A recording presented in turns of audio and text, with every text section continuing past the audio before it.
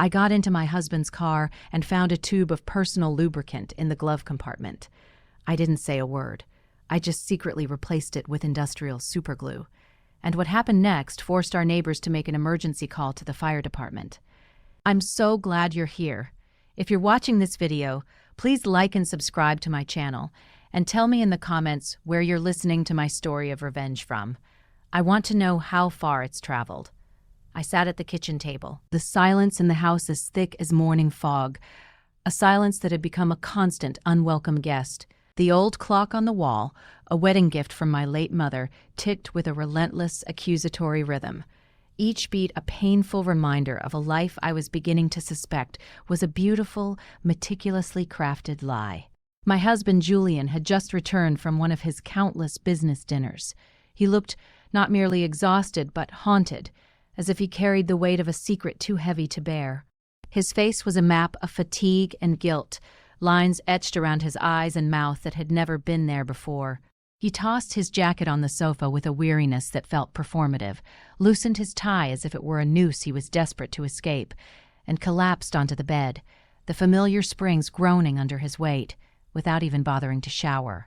The faint scent of his expensive cologne hung in the air, but it was mixed with a new alien fragrance, a sweet floral perfume that felt like an intrusion, a brazen confession from a life I didn't know he was living. A few minutes later, the gentle hum of his snoring filled the house, a sound that once brought me comfort, but now felt like a mocking lullaby, a lullaby for a fool. I got up, moving with the quiet, practiced grace of a wife of 40 years, and began to tidy up the mess he'd left in the living room. His jacket, his wallet, his cell phone, his old laptop. The phone screen was still on, a new email glowing like a sinister omen. I frowned. Julian never used email. He always said, "Juliet, all this tech stuff is too complicated. I'd rather just make a call." But now, an email. It was right there in plain sight. A digital ghost from a life I didn't know he was leading. Out of a morbid curiosity that felt both wrong and necessary, I opened it. The message was short, a mere handful of words that would shatter my world. "You were incredible tonight, Dad." It was followed by a red heart, a symbol of affection that pierced my own heart with a cold, sharp ache. I froze as if someone had slapped me. The digital world, a cruel mirror reflecting a truth I was too terrified to see. Dad. The word echoed in my mind. Who was calling him that? And in such an intimate, affectionate tone, I swiped down, my thumb trembling, looking for more clues. But there was nothing. Just a strange email address, a jumble of meaningless characters that offered no answers. Only more questions. A shiver ran through me, not from cold, but from a profound, bone-deep fear. It felt like a cold wind coming in through a crack in the door of my life, revealing a secret chamber I never knew existed. I glanced at the bedroom and saw Julian turn over with a sputtering snore, his face still and peaceful, a stark and infuriating contrast to the storm raging inside me. My heart pounded like a thief's, a frantic, guilty beat. I quickly put the phone back, my hands shaking so much I almost dropped it. I continued cleaning up, my movements now mechanical, robotic. I gathered his dirty clothes to take to the laundry. As I checked his pant pockets, I felt a folded piece of paper, crisp and new. It was a receipt from a fancy steakhouse in San Antonio, dated that very night. I frowned. San Antonio? He had told me he was meeting his partners in Dallas. A tiny bitter laugh escaped my lips. Julian hated driving to Dallas. San Antonio, on the other hand, was where his mother had lived before she passed away. He had fond memories there, a fact he had often reminded me of. But who had he had dinner with in San Antonio while lying to me about being in Dallas? The receipt showed a party of 2, a bottle of expensive Cabernet Sauvignon, a wine he had bought me for our 10th anniversary, a wine I had never forgotten, and main courses of filth and pasta. I tried to remember the last time Julian took me to a place like that, maybe 10 years ago when I opened my first bakery.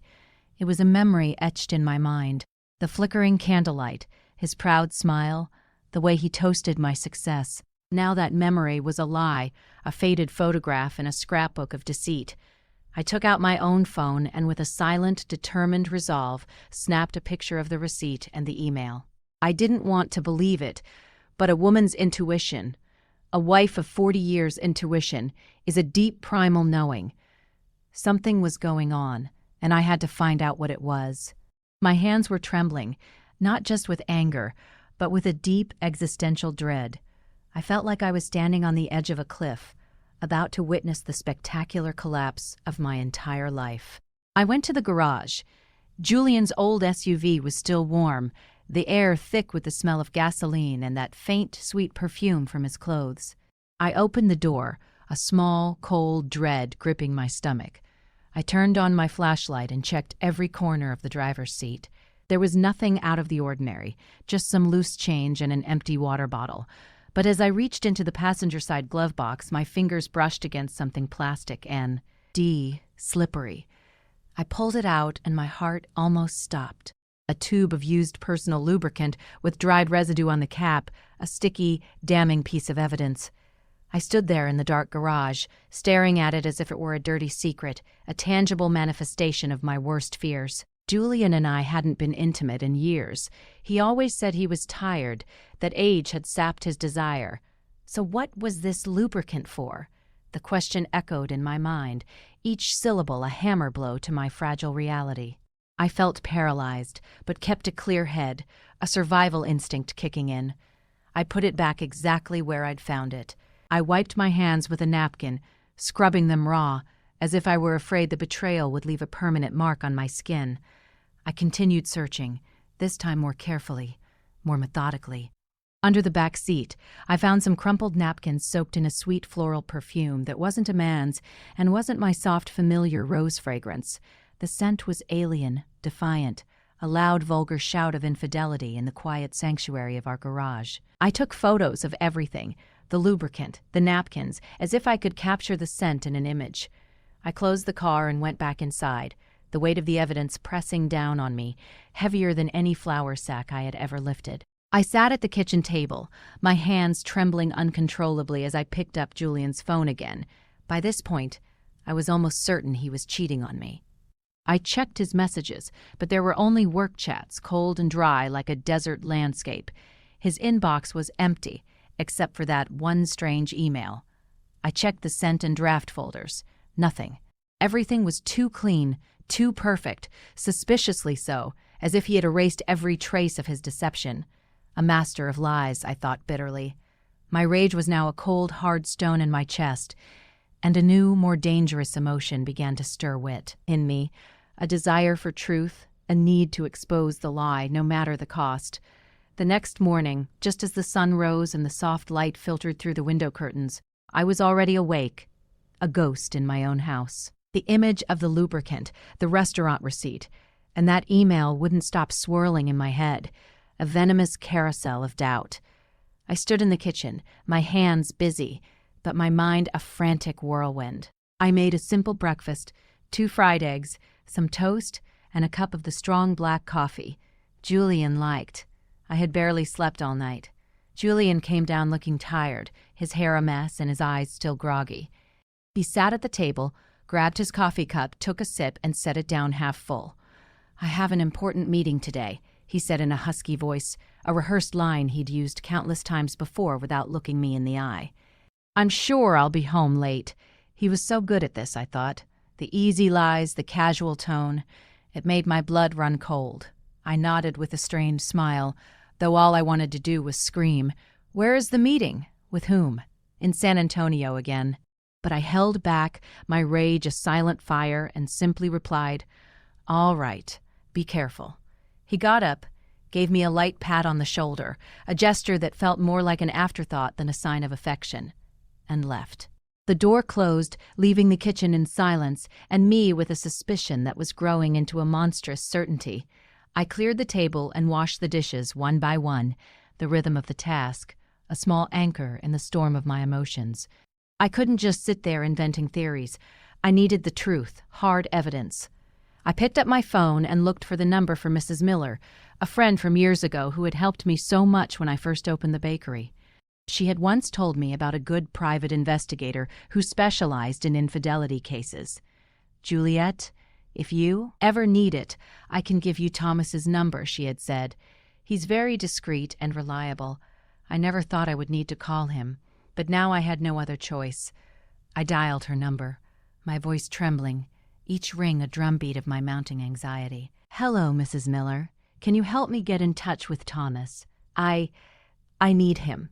She was silent for a few seconds, a pause that spoke volumes before answering. "Juliet, what's going on? Did Julian do something?" I sighed, not wanting to get into the details over the phone, my pride bruised and raw. "I just need to know the truth. Can you help me?" Mrs. Miller, a woman of few words but profound intuition, agreed immediately, and just an hour later I received a message from Thomas asking me to meet him at noon at a small cafe, downtown. "Mrs. Roberts, please don't worry. I will help you," he wrote. The message was short, but it was enough to give me a little relief, a lifeline in a sea of deceit. At noon, I went to the cafe, a tiny place with worn wooden tables and the aroma of roasted coffee filling the air, a scent that usually comforted me, but now felt strangely foreign. I chose a secluded corner where no one would notice me, a shadow in a room full of light. Thomas walked in, a middle-aged man, short and stocky, with a simple light blue shirt and philosophical eyes that seemed to read everything, to see through the surface of things. I handed him a flash drive with the photos I had taken the night before, the strange email, the restaurant receipt, the lubricant tube, and some napkins. "This is all I have," I said, my voice shaky. "I'm not sure, but I think my husband is cheating on me." The words tasted like ash. Thomas nodded, reviewing each image on his phone, his face impassive, a professional facade hiding whatever thoughts he had. He carefully made notes in a small notebook. "Mrs. Roberts, I understand. I'll start following M. Roberts this afternoon. Don't worry, I'll let you know as soon as possible." I looked at him, trying to hold back the tears that were burning my eyes. "Thank you," I said softly. "I just want to know the truth, whatever it may be." Thomas nodded with a compassionate look, a flicker of understanding in his eyes. "I'll do my best. Go home and don't do anything to arouse suspicion." I left the cafe and walked through the crowd. But I felt a loneliness I had never experienced before. 40 years of marriage, a lifetime built on a foundation of trust that was now crumbling beneath my feet. I had put all my trust in Julian. I always believed he was a family man, someone who would be with me through any difficulty. He was my rock, my anchor. And now here I was hiring a stranger to follow my own husband. The irony was a bitter pill to swallow. I felt like I was in a bad movie, a character in a drama I never auditioned for. That night, as I sat in the bakery, the familiar scent of yeast and flour, a constant soothing presence going over delivery invoices. My phone vibrated, a message from Mr. Thomas. I opened it, my heart pounding. A mile a minute, the blood roaring in my ears. It was a photo of Julian in the light blue shirt he often wore, entering a fancy restaurant, holding hands with a woman. I zoomed in on the image, and my heart stopped. It was Allison, my daughter-in-law. She was wearing a tight black dress with heavy makeup, intense red lipstick, and her hair down. They didn't look like father-in-law and daughter-in-law, but like a couple on a date. Their bodies turned toward each other, a shared secret between them. I sank into my chair, my hand trembling as I held the phone. Allison, how was this possible? At family gatherings, she and Julian always acted distant, barely speaking to each other. I now realized it was a masterful act, a performance for my benefit. Mr. Thomas sent more photos. In one, they were sitting in a secluded corner, the table decorated with candles and flowers.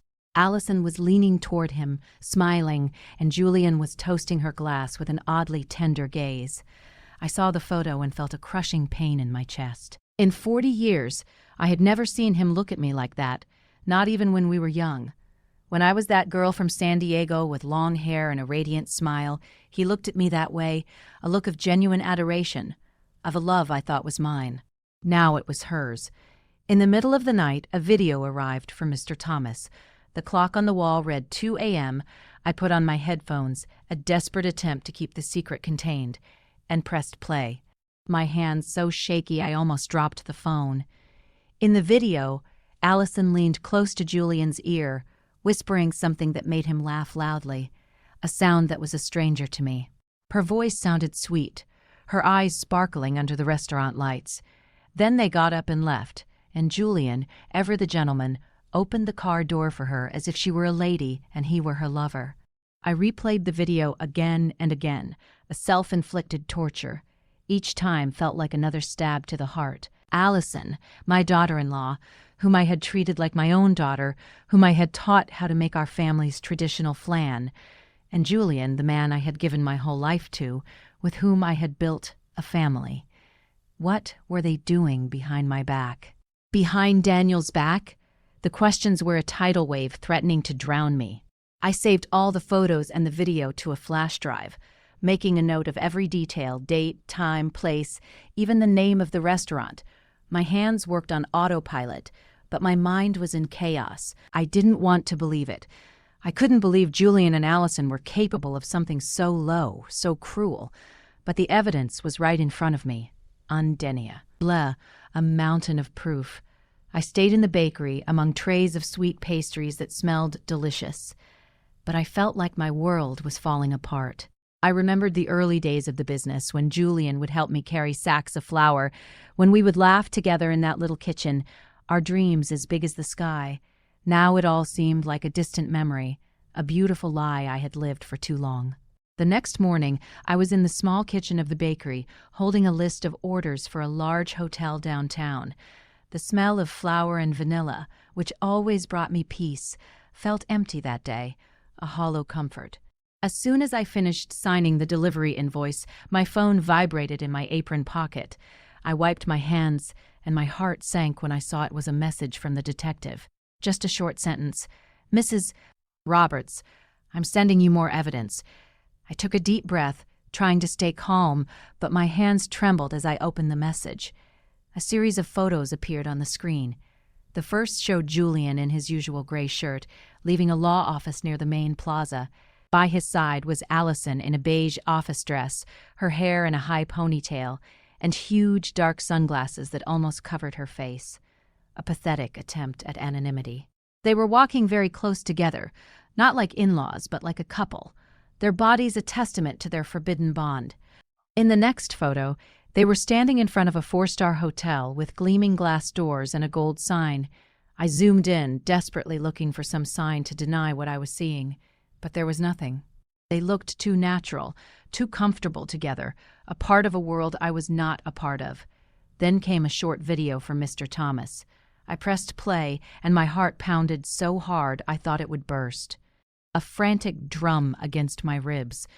The shot was from a distance, but it was clear enough to see Julian and Allison on the third-floor balcony of the hotel. His arm was around her waist, and she was resting her head on his shoulder, her long hair moving softly in the wind. And then, like a stab, I saw them share a quick kiss without trying to hide. It was a brief kiss, but it was enough to burn away the last spark of hope I had left. I replayed the video frame by frame, each image digging deeper into my soul, a slow, agonizing descent into hell. The room curtain opened slightly, and Allison came out, running to hug Julian, her face lit up with happiness, as if she were a young girl in love. I slumped into the chair, clutching the edge of the table to keep from falling apart. Mr. Thomas wrote, "They also rented the room for the afternoon. It looks like they're staying the night. I'll keep an eye on them." I read the message over and over, my throat tight, as if I were being strangled. Just a few hours earlier, Julian had written to me, "Juliet, I won't be home tonight. I have to meet a potential partner from out of town. Get some rest." The tone was sweet and caring, just as it had been for years. But now I knew it was all a lie. A well-constructed lie. A potential partner from out of town. He wasn't out of town. He was here in a 4-star hotel with our own daughter-in-law. I opened my portable hard drive and carefully saved every photo and every video. Each time I hit save, I looked at the image as if to make sure I wasn't dreaming. In the video, Julian's gaze toward Allison was so tender. The way he caressed her hair reminded me of the way he used to do it with me more than 30 years ago. We were young, and I believed our love would last forever. A promise whispered under a starry San Diego sky. Now seeing this, all I saw was lies and blatant betrayal. I remembered family gatherings, everyone sitting around the table, a tableau of our perfect family. Allison always sat far away from Jay. Mulian. Sometimes she even looked at him with disgust.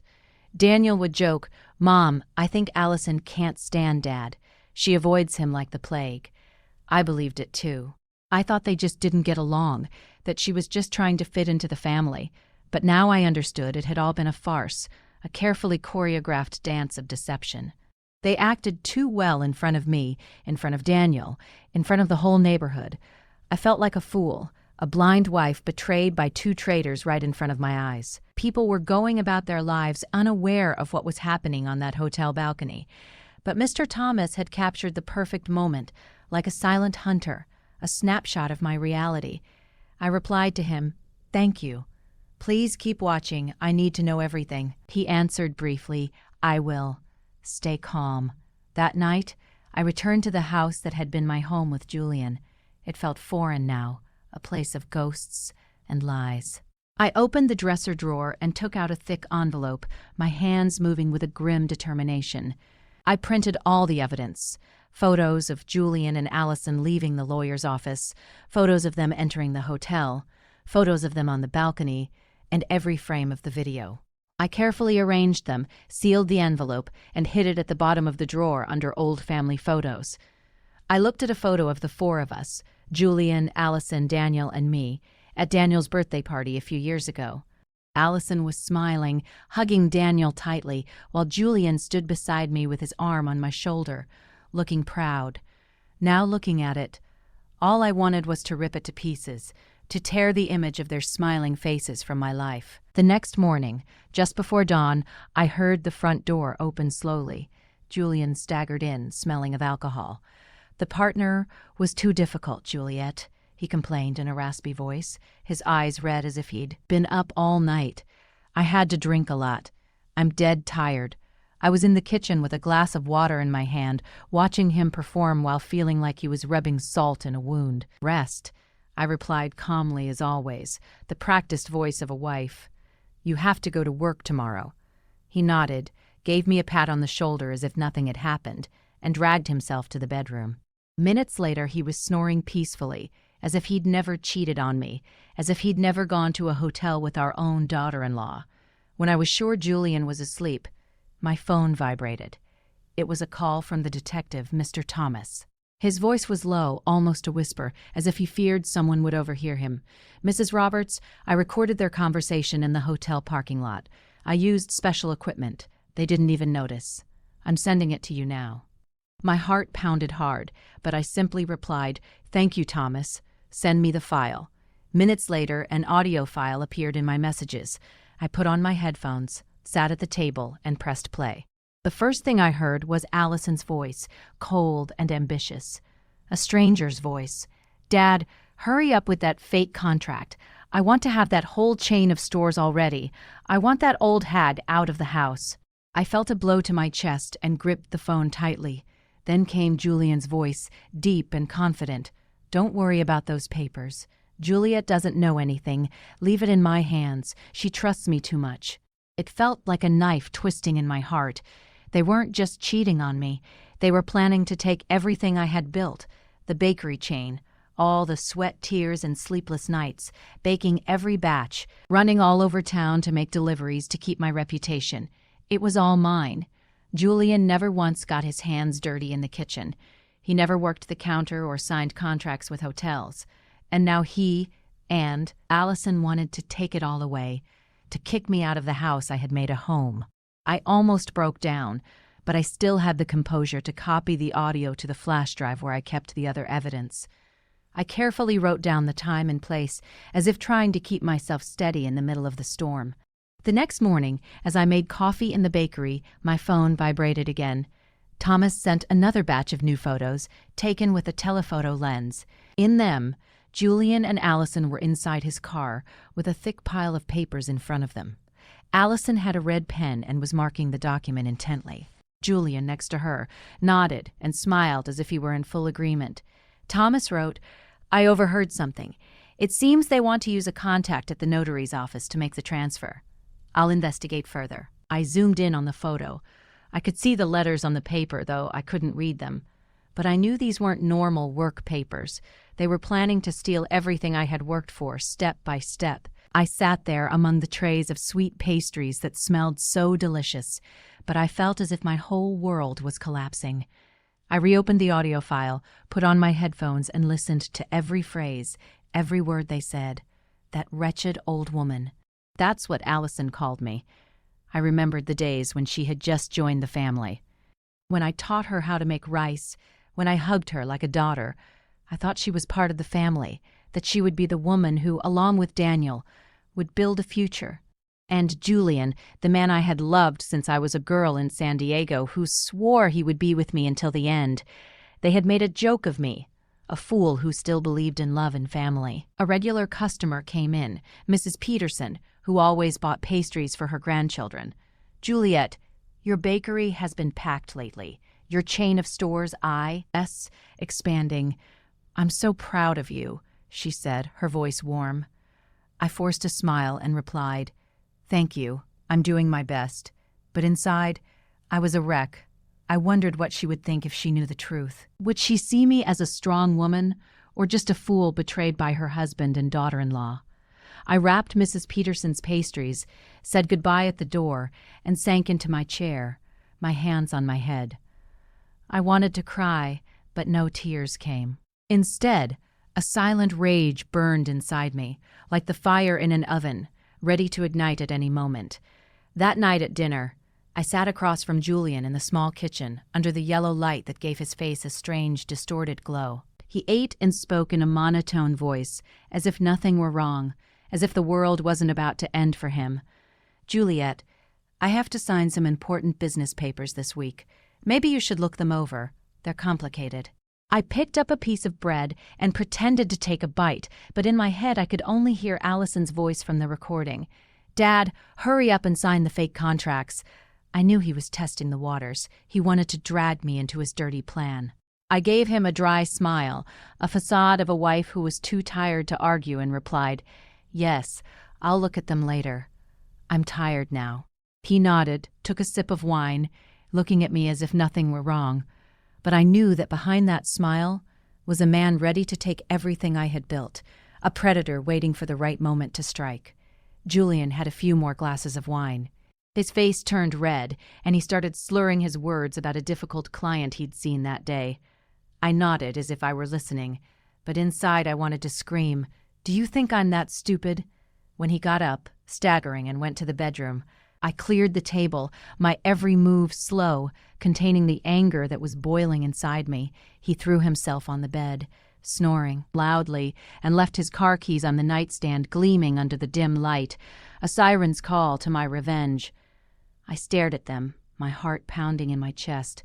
This was my chance, my moment. I entered the bedroom slowly, careful not to make a sound.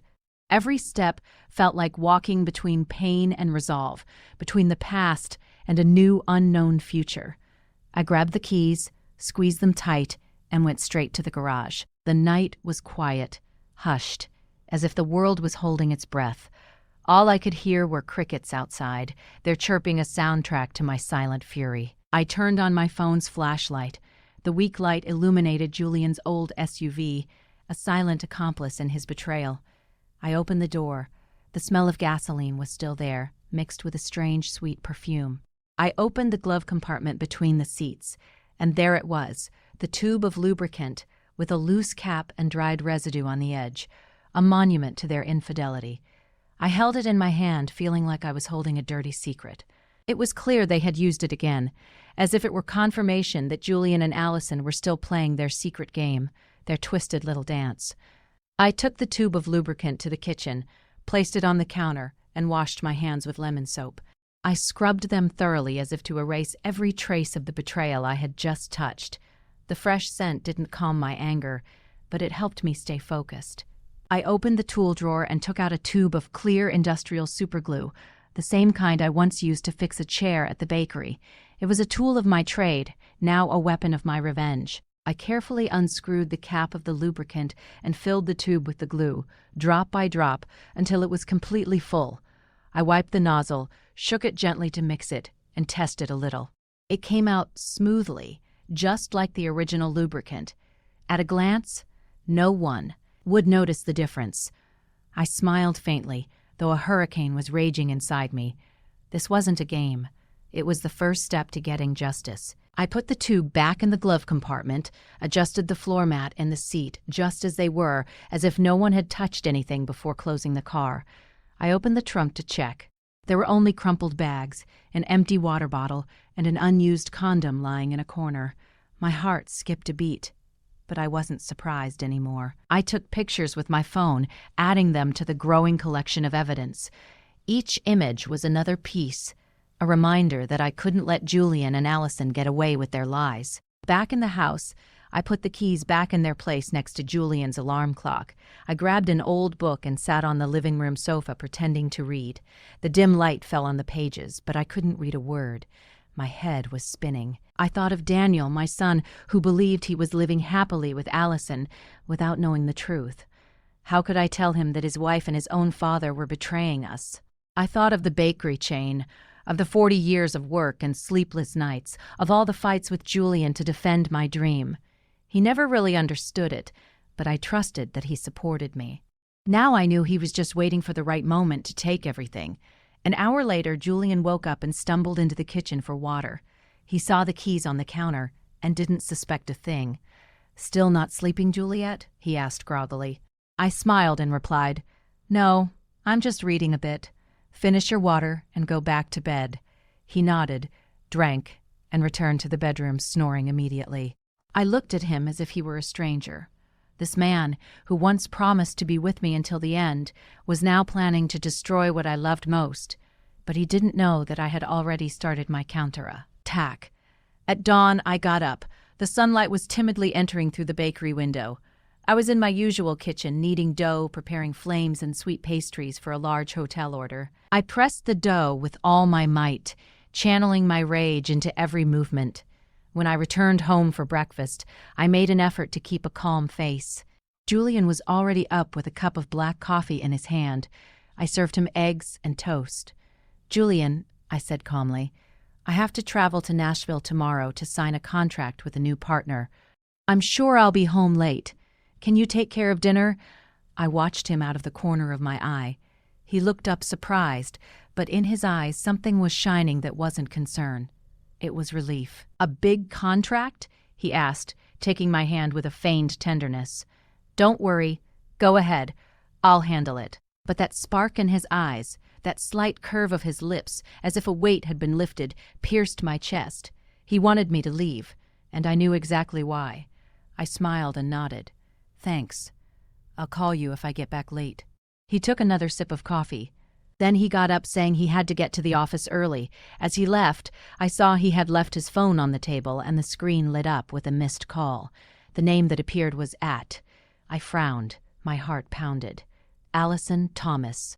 I was sure it was her. Before I could touch the phone, Julian came back, grabbed it in a hurry, and turned off the screen in front of me. "I forgot it," he mumbled with a forced smile. And he was gone. I stood there watching the door close, feeling as if I had been slapped. He wasn't even bothering to hide it anymore. That day, I worked like a machine, delivering bread, signing invoices, and smiling at customers. But my mind was only focused on Julian and Allison. I couldn't let them continue their farce behind my back and Daniel's. I needed more evidence to hear their own mouths what they said when they thought no one was listening. That night, I pretended to be tired. I went to bed early and told Julian, "I have to wake up early tomorrow to catch the bus, so I'm going to sleep." He nodded, gave me a pat on the shoulder. "Rest, Julian. Be careful on your trip tomorrow." I lay down and closed my eyes, but I sharpened my hearing, attentive to every sound in the house. Close to midnight, when Julian's snoring stopped, I heard him get out of bed quietly. The faint light from his phone shone in the darkness. He left the room with his phone, thinking I was asleep. I stayed still, my heart pounding. Then I slowly got up and followed him on tiptoe. I hid behind the thick living room curtain and saw him standing in a dark corner near the window. He put the phone to his ear and spoke softly. "Yes, of course. Come over to the house tomorrow. We won't have to go to a hotel anymore. Juliet has to leave town to sign a contract and she'll be back late. I heard a soft giggle from the other side. Allison's sweet voice. That's great, Dad. Finally, we can relax. Julian laughed, replying, Yeah, come early. I'll be waiting. I stood there behind the curtain, feeling my blood boil. They weren't just cheating on me. They were planning to turn my house, my son's home, and mine into their meeting place. I returned to the bedroom in silence, opened a drawer, and took out Daniel's old recorder, the one I bought him for college to record his classes. I checked the battery, put in a new one, and turned on continuous recording. I hid it behind the bookshelf in the bedroom next to the headboard, certain it would capture everything. I carefully adjusted the cable and covered it with a family photo frame. The photo of the four of us at Daniel and Allison's wedding. Looking at it, I felt a bitter taste. Allison's smile, Julian's hug. Now, they were all lies. Before going back to bed, I checked again that the recorder was working. I placed the photo frame just right to hide the cable. Then I lay down, pretending to be asleep. Julian came back to the bedroom, threw himself on the bed, and snored as if nothing were wrong. But my eyes were wide open in the darkness, more awake than ever. I reached for the clock and set the alarm for earlier than usual. I closed my eyes, but not to sleep. I was ready for the next step of my plan. I woke up at 5 o'clock in the morning when it was still dark. Only the faint light from the streetlights was coming through the window. The house was silent. All I could hear was Julian's steady snoring from the bedroom. I was in the kitchen with a cup of cold coffee in my hand, staring at the skillet of oil that was already on the stove. It was the last step of my plan, a simple smoke trap, but enough to expose the truth. I tied a thin string to the stove's igniter. I ran it over to the window and attached it to a heavy object, an old coffee can I found in the cabinet. All I had to do was pull it from a distance, and the flame would ignite the oil, creating thick black smoke, enough to alarm the neighbors. I opened the window by the stove a little so the smoke could get out. Then I tested it once. The smoke rose quickly, forming spirals like a warning. I turned it off immediately, checked everything again, and made sure not to leave any trace that might make Julian suspicious. I put on a jacket, grabbed my large purse, and pretended to be leaving for my trip. Before I left, I went into the bedroom and gently shook Julian. I have to go to the bus station right now, I said in a calm voice. I'm going to sign a contract. I'll probably be back late tonight. He opened his eyes and in a sleepy voice replied, All right, be careful, Juliet. Call me if you need anything. Then he buried his face in his pillow and went back to sleep. I looked at the man I once loved and trusted. Now lying there, unaware of the trap waiting for him, I turned away, my heart heavy, but my legs steady. Instead of going to the station, I went across the street to Mrs. Peterson's house. She was my neighbor and my friend. She opened the door and looked at me, worried when she saw my purse. Juliet, what are you doing up so early? Is something wrong? She asked with affection. I forced a smile. Mrs. Peterson, can I stay here for a few hours? I need to watch my house. She frowned but didn't say anything else. She poured me a hot cup of coffee and gave me a chair by the window. From there, I could see the entrance to my house, where Julian and Allison would enter and where the truth would be revealed.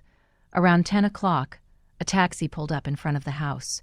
Allison got out wearing a light floral dress and dark sunglasses, as if she were afraid someone would recognize her. Julian opened the door, looked around in a hurry, and quickly ushered her inside. I gripped my coffee cup tightly, my heart pounding in my chest. It's time, I murmured, and turned on the app on my phone connected to the hidden recorder I had left in the bedroom. The sounds started coming through my headphones. Allison's laughter, the clinking of glasses, heavy footsteps. Then I heard Julian's deep voice. All right, we don't have to hide in a hotel anymore. Allison laughed. You really know how to pick your moments. The old hag is gone, right? I bit my lips, holding back the rage as I listened to her call me the old hag with so much contempt. Then the bed started to creak, along with other sounds I didn't want to keep listening to. I closed my eyes, took a deep breath, and told myself, just a little longer, Juliet, just a little longer. A few minutes later, suddenly, Allison screamed, What the hell is this? We're stuck. Her voice was filled with panic, almost sobbing. Julian growled, "Shut up! Wait, let me see." I smiled. I barely touched my phone and activated the smoke trap remotely.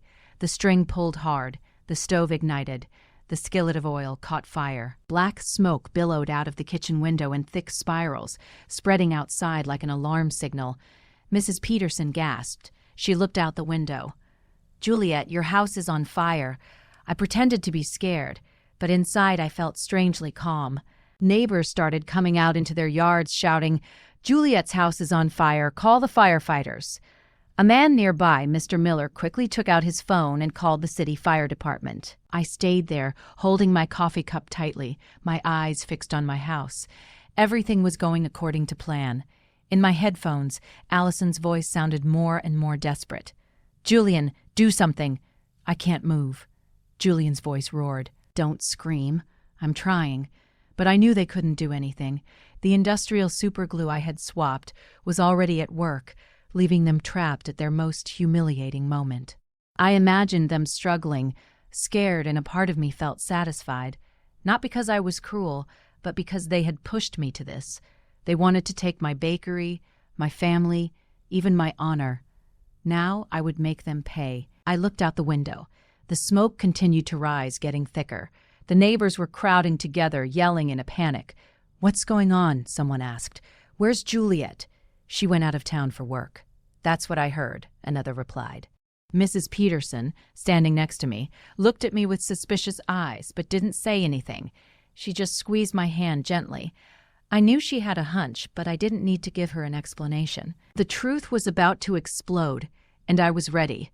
Just 10 minutes later, the siren of a fire truck sounded at the end of the street like a death knell. The red vehicle sped up and skidded to a stop in front of my house. I saw Daniel jump out of the driver's seat in his fire chief uniform, his face tense. My son shouted in a firm voice, "Get the equipment ready quick. There might be people inside." I looked at him and felt a sharp pain. My son, always so proud of his family and his parents. Now he was about to face the cruelest truth. I wanted to run and hug him and say, "I'm sorry, Daniel," but I had no other choice. I stayed still, letting everything take its course. The smoke from the kitchen continued to rise thickly, making Daniel and his team believe there was a serious fire. My son led the way with a sledgehammer breaking down the front door. The sound of splintering wood echoed in the air. His teammates followed him with hoses and extinguishers. I listened to the commotion coming from the bedroom. Julian's desperate shouts mixed with Allison's sobs. "Do something, Julian." "I can't move." Julian growled. "Shut up. Don't scream." I bit my lips, squeezing the phone where the app was still transmitting the audio from the hidden microphone. They were trapped, helpless, just as I had calculated. Daniel entered the bedroom, and I could imagine what he found. His own father and his wife, naked, stuck to each other on the bed, their faces pale with pain and panic. I wasn't there, but through my headphones, I heard Daniel's voice falter. "What? What is this?" A firefighter behind him murmured in surprise. "Oh my God!" Another couldn't hold back and let out a nervous laugh, but Daniel immediately shouted, "Silence!" I knew that cry wasn't just to maintain order, but my son's last attempt to hide his pain. The humiliation was now exposed not just to Daniel, but to the entire fire team and the whole neighborhood. A firefighter ran out and told Daniel, "Chief, the smoke is under control. It was just a small oil fire, nothing serious." But Daniel didn't reply. I figured the young man was still in the bedroom, frozen by what he was seeing. The neighbors started to arrive, crowding in front of the door, pointing and whispering. "What's happening? It's Julian and his daughter-in-law," a woman shouted, her voice full of amazement. "Oh my God, how could this have happened?" Another chimed in. Mrs. Peterson, standing next to me, took out her phone and silently started recording, moving the camera closer to Julian and Allison, who were writhing in bed, their faces contorted with pain. She looked at me with eyes full of pity and anger. "Juliet, you knew about this, didn't you?" I didn't answer. I just nodded softly without taking my eyes off the window. Daniel came out of the bedroom. I heard the thud of his boots on the hardwood floor. Through the headset, I heard Julian shout in a raspy voice, "Get everyone out of here! Close the door, Daniel!" but it was too late. The whole neighborhood was gathered, their faces showing disdain, their whispers sounding like a chorus of shame. Father-in-law and daughter-in-law caught in the act. "Unbelievable," a man exclaimed. "Poor Juliet. How did it come to this?" Another sighed. The firefighters, after a moment of hesitation, had to act. They wrapped sheets around Julian and Allison, trying to cover their stuck-together bodies, and carried them out on stretchers. I could hear Allison's broken sobs mixed with her groans of pain. "Please do something. I can't stand it anymore." Julian just mumbled weakly, "Don't let anyone see us." But the whole neighborhood had already seen. There were looks of revulsion, mocking laughs, and shakes of disappointed heads. They were carried out wrapped in a thin sheet amidst the growing murmurs. What a disgrace! Father-in-law and daughter-in-law. My God, how filthy! The crowd was still gathered at the entrance when the ambulance left with its siren blaring. Among the loud voices I heard bursts of laughter. "What a show!" shouted Mr. Miller. "I can't believe there are two people so shameless in this world." An old woman shook her head and whispered to the person next to her. "Poor Juliet." I stood among the people, pretending to be surprised as if I had just run there from the bus station. Daniel stood motionless in the yard, his arms hanging, his face pale as a ghost. His teammates avoided looking at him and quietly gathered their tools. I knew that Daniel wasn't just shocked to see his father and his wife stuck together in bed, but by the double betrayal of the two people he loved most. I wanted to run and hug him, to tell him I was sorry for letting him see something like that, but I held back and walked behind Mrs. Peterson, who silently accompanied me to the hospital.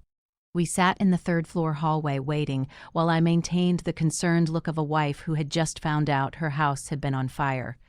Hours later, a doctor came out, sweat on his forehead. He looked at me and spoke in a low voice. "Mrs. Roberts, we managed to separate them. Fortunately, there was no serious damage. They just need some skin ointment."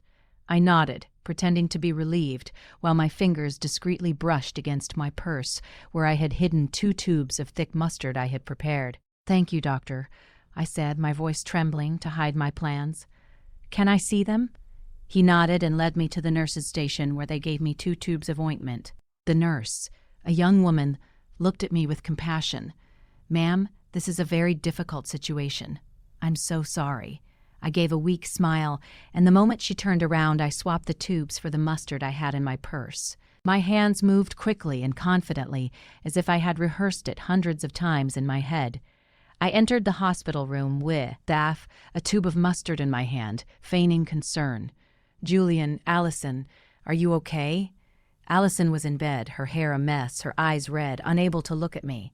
Julian, still pale, mumbled, "Juliet, I can explain." But I didn't let him continue. I placed the tube of mustard on the table next to the bed and left. Minutes later, a gut-wrenching scream came from the room.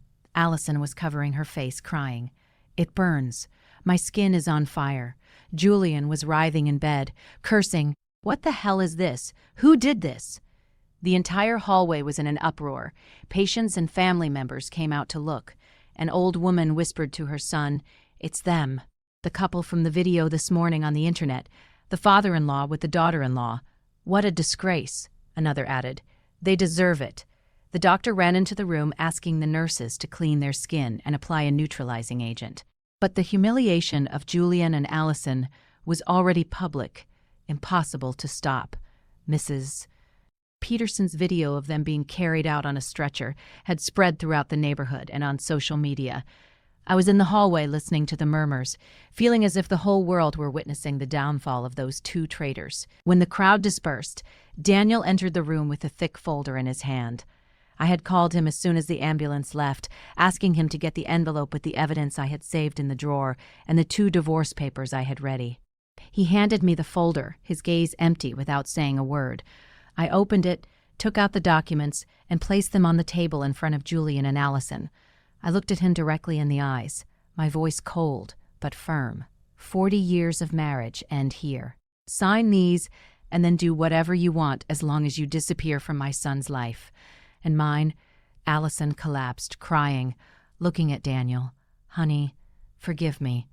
I made a mistake. Please, I beg you, forgive me."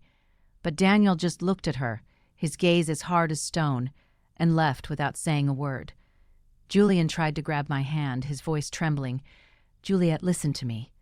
I didn't want this." I pulled away, cutting him off. "Don't say anything else, Julian. You chose this path." He yelled desperately, "Juliet, please!" But the nurse came in and warned, "Be quiet. This is a hospital." I turned and walked away without looking back. In the hallway, I saw Daniel leaning against the wall, his head in his hands. I walked over and put my hand on his shoulder, but he didn't lift his face. "Mom," he whispered, his voice broken. "Why did it have to be Dad? Why her?" I didn't answer. I just hugged him tightly, sharing his pain with my own. In that moment, I knew that Julian and Allison had lost everything, their honor, their marriage, even their dirty plan. But Daniel and I had also lost a family. I only hoped that with time, we would find peace. A few weeks after the scandal, my bakery was busier than ever. The little bell on the door wouldn't stop ringing. Customers came in and out with smiles and compliments. "Juliet, you are so strong," Mrs. Peterson said, holding a bag of freshly baked flan. "The whole neighborhood is proud of you for how you defended your family business amidst all that filth." I smiled and thanked her. People supported me. They called me a strong woman, but only I knew that strength came from the broken pieces of my heart. Every time I looked at the oven where I had worked with sweat and tears for 40 years, I remembered Julian and Allison, who wanted to take everything from me, but failed. And I'm still here with my bakery, with Daniel, and with a new life. Daniel moved in with me right after that day. He didn't talk much about what had happened, but I noticed the change. He wasn't the cheerful, always laughing Daniel he used to be. His eyes now looked deep, as if they carried a wound that wouldn't heal. "Mom, I want to stay here for a while," he told me the first night as he came in with his suitcase. "I'm going to help you run the bakery, talk to clients, whatever you need." I hugged him. I felt the warmth of the son I had raised, and just nodded without asking anything. I knew Daniel needed time, and so did I. Every morning we opened the bakery together. I prepared the oven and arranged the trays, and Daniel reviewed invoices and called hotels and restaurants. "Mom, the Grand Hotel wants to increase their sweet pastry order for next week." He called out to me from the cash register, his voice calm but without its usual brightness. "All right," I replied. "Confirm the order. I'll prepare more dough." These simple moments gave me a peace I hadn't felt in years. There were no more fake looks from Julian, no more sweet and calculating voice from Allison.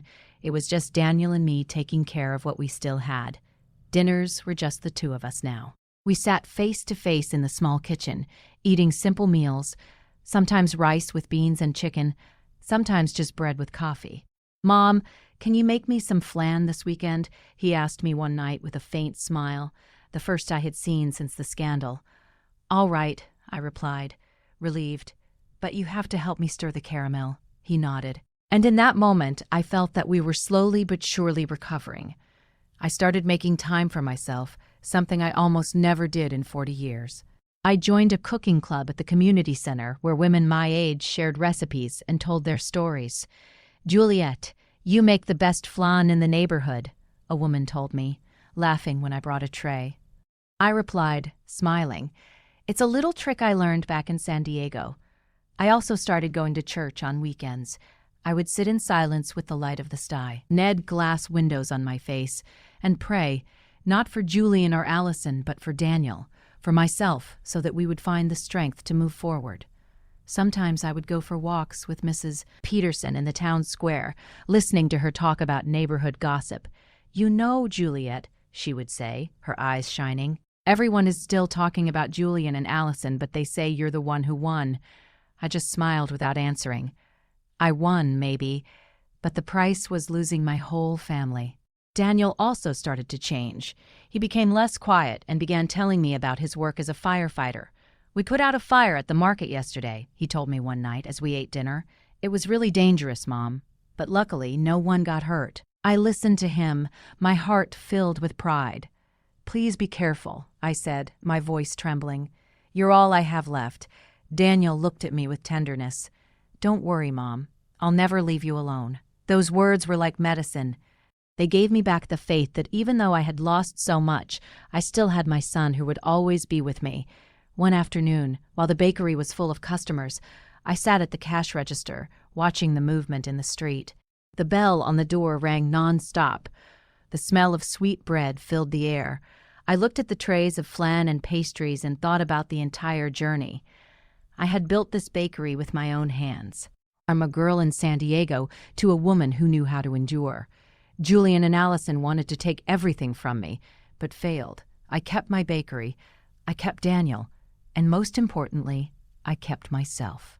Did you like my story? And which city are you listening from? Let's meet in the comments. If you like the story, you can support me